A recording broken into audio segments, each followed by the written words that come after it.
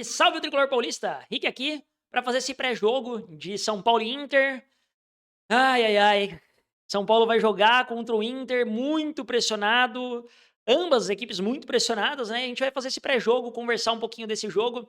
E pode ser um jogo que simplesmente define a nossa temporada do ano que vem. Pode ser um jogo, como eu já falei aqui, depois dei uma olhada aí no meu último vídeo, que pode dar vaga para o São Paulo na Libertadores do ano que vem. Esse jogo vai ser amanhã, né, quarta-feira, às 20 horas, lá na Vila Belmiro, por culpa da falta de coragem, digamos assim, né, do senhor Júlio Casares, que tirou o jogo do Morumbi com a desculpa de que o gramado não estaria pronto, e o gramado já foi colocado, já está pronto, né, para receber um jogo de futebol. Mas, enfim, o jogo vai ser na Vila, transmissão amanhã do Premier, então só no Premier, só para quem é assinante Premier. A gente vai estar em live aqui para acompanhar todos os lances em tempo real e fazer aquele react com vocês, trocar aquela ideia, fazer aquela resenha. Esperamos, né, que temos uma vitória aí para dar aquela aliviada e fazer a gente esquecer desse último resultado patético que a gente teve. Quem sabe aí sonhar com uma Libertadores. E o árbitro de amanhã é o Bruno Arleu de Araújo. Novamente, árbitro bom, árbitro que não compromete. Esperamos uma boa arbitragem amanhã do Bruno Arleu. Confesso que eu não acho ele horroroso como alguns outros árbitros. Espero que ele faça uma boa arbitragem amanhã e não interfira. Árbitro bom, árbitro que não compromete. Vamos falar agora um pouco das duas equipes, né? Vamos começar falando do Inter, do time dos caras. O Inter tá em 17º, acabou de sofrer uma goleada, uma sapatada do Vasco de 5-1 lá em São Januário, num jogo que durou 5 horas quase, né? Porque a chuva interrompeu o jogo, precisaram esperar o gramado drenar e etc para voltar a jogar. Era melhor que não tivesse voltado o jogo, né? Porque tava 1-1 nesse momento e depois que o gramado drenou, o Inter tomou uma sapatada de 5-1. E isso fez com que o Inter entrasse na zona de rebaixamento. O Inter está em 17º com 41 pontos, 7 aí atrás do São Paulo, né? É incrível como esse Campeonato Brasileiro especificamente, tirando o São Paulo ali que está em oitavo, se você pegar do 10º para baixo, que está todo mundo com 45, em tese todo mundo tem chance matemática de cair. O que é bizarro, né? Normalmente o oitavo ali já estaria com uns 54, 55 pontos, e o São Paulo está aí com 48 na oitava colocação. Acho que foi um campeonato bastante nivelado por baixo, infelizmente, né? Mas o Inter tá lá nessa crise. O Inter simplesmente, né, pós-derrota para o Vasco, demitiu o Ramon Dias, que era técnico até então, e não vinha fazendo bom trabalho, isso é fato. Eu gosto muito do Falha de Cobertura, que eles falaram ali diversas vezes que o objetivo do Ramon Dias era colocar o time na zona de rebaixamento para poder tirar o time da zona de rebaixamento. E agora que ele conseguiu colocar o Inter na zona de rebaixamento, que ele ia ter a chance de tirar o time de lá, porque é o que ele mais faz, né? Chegar nos times ali na zona de rebaixamento para tirar esses times, é o que o Ramon Dias mais faz. E ele não teve a oportunidade, né? Ele foi demitido. E do nada o Inter anuncia o Abel Braga, que para mim é uma grandíssima loucura, assim. O Abel Braga vai ter toda a mística do Abel Braga, de ter sido campeão da Libertadores ali com o Inter, de ter sido campeão mundial com o Inter, de ser um técnico bastante consagrado, mas que, pô, o cara tava aposentado, né? O cara não tá mais vivendo de futebol, o cara não tá, acompanha futebol só como um hobby, o cara não estuda mais sobre futebol. Eu acho que é muito mais pela mística que trouxeram o Abel Braga do que por qualquer outra coisa. E é para tentar dar mais apoio, enfim, trazer alguém vencedor para dentro do vestiário. Eu não acho, honestamente, que essa é uma fórmula que funcione. Eu acho que já que você sustentou o Ramon Dias até aqui, sustenta ele pro resto da temporada. Faltam 2 jogos, traz psicólogo para conversar com os jogadores, traz o Abel mesmo, conversa com ele, ó, vem conversar com os jogadores, mas virar o técnico especificamente, eu não sei se adianta de alguma coisa. O Abel Braga pode vir para, infelizmente, participar de só 2 jogos e ser o técnico que, infelizmente, na última rodada estava dirigindo o time quando cai. Então, acho estranho essa atitude do Inter, mas, enfim, precisava fazer alguma coisa, né? Tentou, pelo menos, fazer alguma coisa.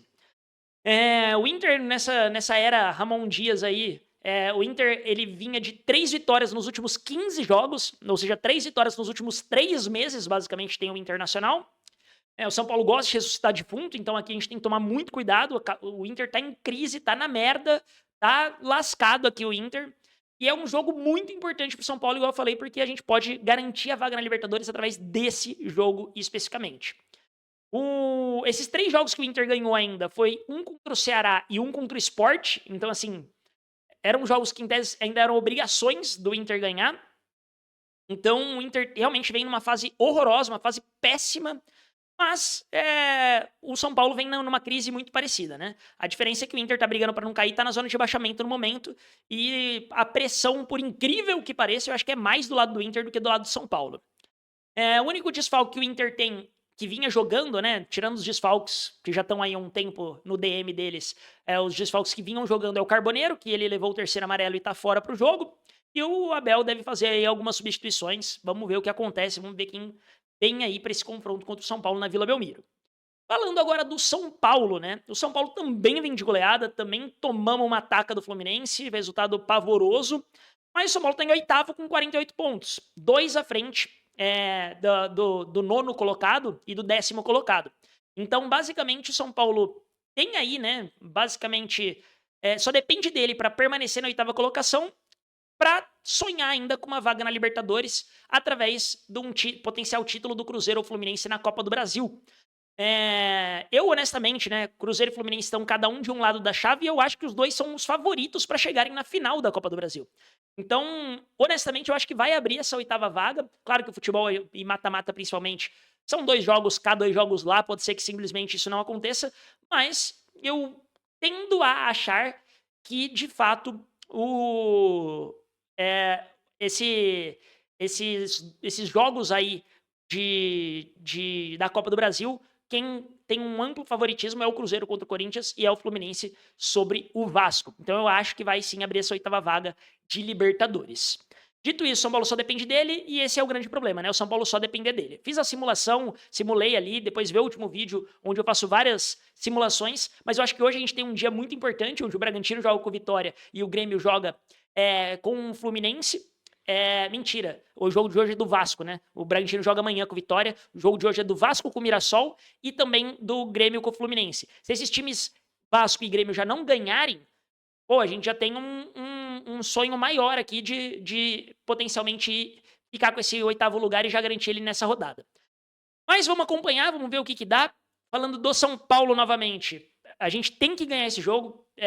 Eu sei que o São Paulo vem em uma fase, etc. Mas esse jogo é o típico jogo que tem que dar um jeito de ganhar, pô. Tem que dar um jeito. É um jogo extremamente importante. E o São Paulo precisa ganhar esse jogo. É um jogo contra um time muito pressionado, mais até que o próprio São Paulo. O São Paulo precisa dar um jeito de ganhar esse jogo. 1-0, gol cagado, enfim, se vire. O São Paulo precisa ganhar muito esse jogo. Confiante eu não tô, não vou mentir pra vocês. Não tô confiante. Mas o São Paulo precisa ganhar esse jogo para dar uma resposta para a torcida e, quem sabe, garantir essa vaga na Libertadores. Boas notícias, né? São Paulo tem a volta do Ferreirinha, do Luciano e do Arboleda, que estavam lesionados. Então tem a volta desses 3 jogadores, os 3 com certeza vão ser titulares. Além disso, ainda tem a volta do Rafael e do Sabino, que cumpriram suspensão no último jogo. Ou seja, 5 peças, e as 5 podem ser titulares amanhã no jogo contra o Internacional. Então, excelente notícia, né? Para quem tinha 15 desfalques, agora ter 10, pô, noticiaça, né? Pelo menos 1/3 aí, 30% já volta. Então, que bom que a gente tem essas pessoas de volta, principalmente aí Rafael, Arboleda, Luciano e Ferreirinha, que eu acho que esses caras são muito diferentes, principalmente pro atual elenco do São Paulo, podem ajudar demais. E na zaga, eu acho que Rafael e Arboleda dão uma consistência muito maior pro time, então tudo isso acho que ajuda. Então, boas notícias. E a escalação, né? Muito provavelmente a escalação que vem é o Rafael no gol, com toda certeza, isso eu não preciso nem dizer. O Arboleda, se treinou e tem condição, vai ser titular, não tem nem como não ser. Vai ali ficar na sobra, igual ele vinha ficando. O Ferrarese deve manter ali pela direita a posição. O Ferrarese, até que, enfim, ele às vezes é um pouquinho estabanado, um pouquinho distraído, mas eu acho que o Ferrarese faz melhor essa posição ali na direita. Na esquerda, é a dúvida, porque o Alan Franco vem fazendo partidas ruins, bem ruins. Mas o Alan Franco é o titular da posição, enquanto o Sabino vem fazendo partidas ok. Tudo bem que a partida contra o Corinthians ele toma aquele drible humilhante, né? Mas, fora isso, as partidas do Sabino vinham sendo melhores. Então pode ser que venha um Sabino aí, e até mesmo o Alan Franco na direita no lugar do Ferrarese, por que não? Mas eu tendo a achar que o Crespo, até por uma questão de segurança e confiança, deve ir de Ferrarese, Arboleda e Alan Franco. Na direita, o Crespo Deve ir de Mike, mas não me surpreenderia se fosse de Cedric, até porque na última partida o Cedric faria mais sentido até que nessa, e ele acabou optando pelo Mike já, então acho que o Mike tem que seguir jogando, tem que dar a minutagem pro moleque. Tudo bem que não fez uma excelente partida, ninguém fez, né, contra o Fluminense, mas tem que seguir jogando, tem que jogar mais um pouco. Na esquerda deve ir o Ferreirinha como ala, então o Ferreirinha tá de volta, ele deve ir como ala, até porque a gente não tem essa posição. O Nicolas, na minha concepção, até entrou tentando um pouco mais, é uma opção muito melhor do que o Patrick, claramente já. Então se for colocar alguém que não seja o Ferreirinha, que seja o Nicolas ali naquela posição. No meio-campo, a gente deve vir de Pablo Maia, Marcos Antônio e Bobadilha. Não me surpreenderia se o Luiz Gustavo aparecesse, porque o Bobadilha. Ô, caceta. O Pablo Maia também vem fazendo partidas ruins, então não me surpreenderia se o Luiz Gustavo viesse nessa posição do Pablo Maia, até porque o Pablo Maia vem oscilando bastante. E o Luiz Gustavo, querendo ou não, tá fazendo a parte dele, tá jogando ok ali nessa função, então pode ser que o Luiz Gustavo apareça. E na frente não vai ter segredo, né? Vai ser Luciano e Tapia, não tem muito pra onde fugir. Não tem como jogar a lenha no colo dos moleques também. Então, acho que o Luca vai ficar com opção para o segundo tempo, o que já é alguma coisa, né? A gente já tem uma opção. Em zagueiro, a gente já vai ter uma opção também, independente de quem seja. Então, a gente começa a ter um mínimo de opções, né? Um mínimo de opções viáveis. Não? A gente não vai depender só do Rigoni no banco.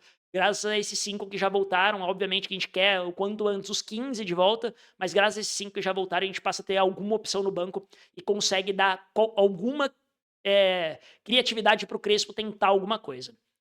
Então, é isso. São Paulo, novamente, para mim, um jogo importantíssimo. Mais um jogo do ano aí. Cada vez que passa, tem um novo jogo do ano diferente. Esse é o jogo do ano para a gente basicamente decidir se a gente vai para a Libertadores do ano que vem ou não. Eu acho que se o São Paulo não ganha hoje, fica bem difícil. A última rodada é contra o Vitória no Barradão, que vai estar pressionado, brigando para não cair.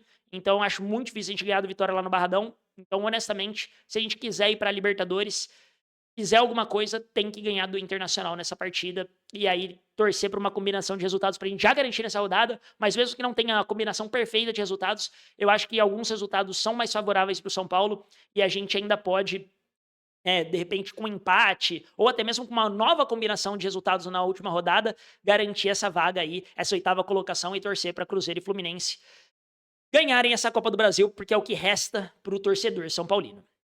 Mas é isso. Se gostou do conteúdo, não esquece de se inscrever aí no canal, de dar aquela moral, de dar aquele joinha. O canal tá começando, então dá aquele joinha pro YouTube entender que o conteúdo é relevante. Se inscreve no canal pra dar aquela força também e divulgar pra mais gente. Mas amanhã vamos estar em live, né, pra acompanhar esse jogo em tempo real. Vamos sofrer aqui de novo, vamos sofrer junto. Cola aí, cola no TikTok, cola no Instagram.